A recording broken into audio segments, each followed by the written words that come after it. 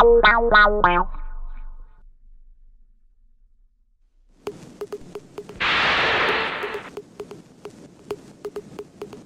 it's Tim from Toy Tinker Tim. In this episode we're taking a look at the Takara Henshin Cyborg. First came out in August of 1972.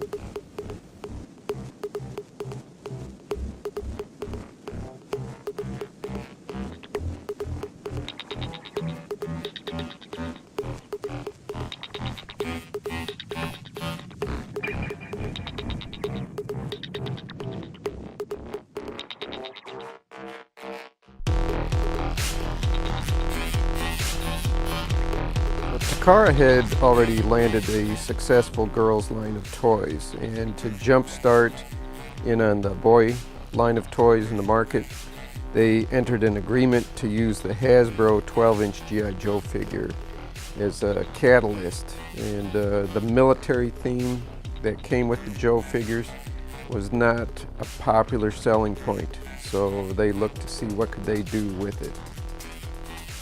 Takara Cyborg upper torso is more curved towards the waistline. Also with the waist itself, it is more rounded and smoothed over, not so much of a hard edge line.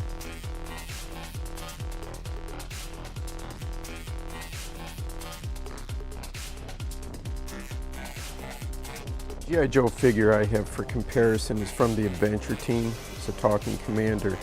Hasbro had talking figures back in the late 60s. I just don't have any in my collection.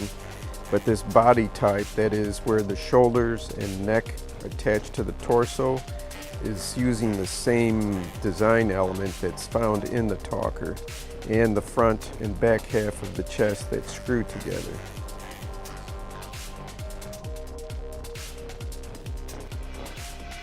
Figures were made from 1972 to 1974. And the chest engines came in the silver, a gray, and a gold tone. And towards the end in 74, there was one with a metallic blue type engine and head. So these Takara Henshin Cyborg 12-inch figures are highly collectible. They go for a high value in the market, and I believe there's multiple reasons for it. In my opinion, it's part of the lineage that led to the creation of Transformers. It's the rarity, the time frame that they existed before, due to the oil crisis, it was shrunk and transformed again into Microman or Micronauts under the Mego. And it was made as something for kids to play with. It was not created as a collector's item or collector's edition like so many toys now. They're purchased just for the sake of owning it and having it in a collection versus play. The design is timeless. It's not really dated looking when you look at it. You don't fix the period of 1972 or early 70s to it, so there's a lot of values there that make it such a big appeal. Metallic cyborg heads, also the color of those would match whatever the chest engine color was. So silver engine, a silver head, gold, and etc. Soft vinyl head that covers the cyborg head here is yellowed over age. Originally it would have been as clear and translucent as the rest of the body. The hands have a slight yellow tinge as well to them.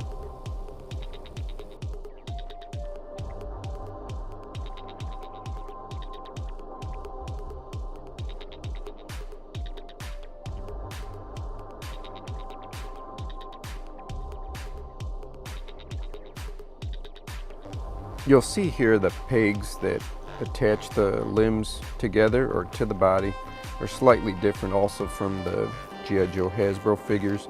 There's a notch out through the center of the peg. I believe it was designed just to help with the limbs being able to detach for transformations and changing.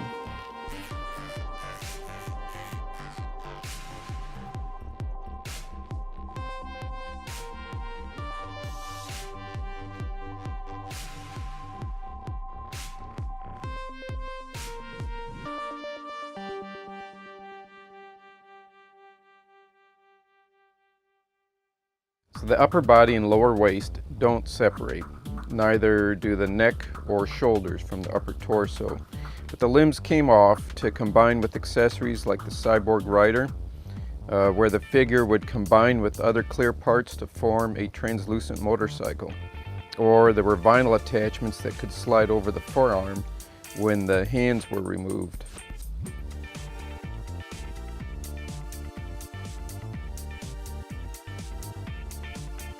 So that wraps up this episode on the Takara Henshin Cyborg. I hope you enjoyed it. Maybe some things you were able to learn that you didn't know before. Hit the like, hit the subscribe, and I want to thank Spicy Noodles for doing the stop motion animation in this episode. If you look at the original commercials for the Takara Henshin Cyborg, they did a lot of stop motion animation, so this is kind of meant as a tip of the hat to the original commercials. So thanks for watching, and we'll see you next time.